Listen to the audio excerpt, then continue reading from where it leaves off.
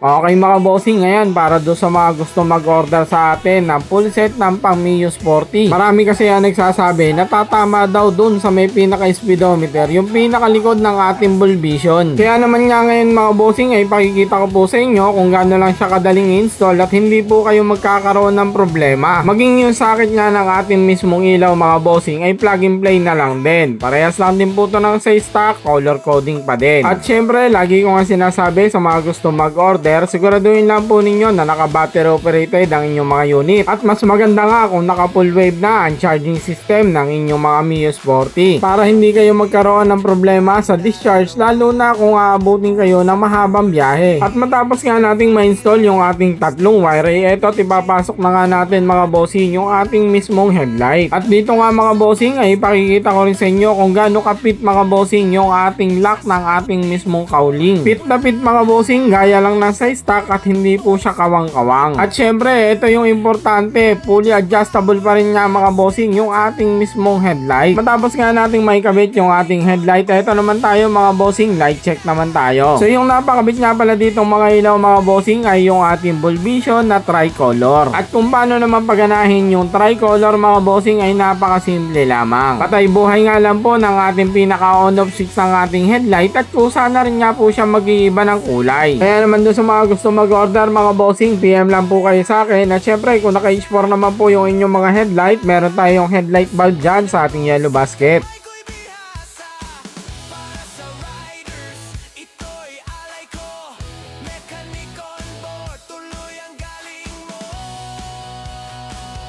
Mechanic on board, tuloy sa galaw.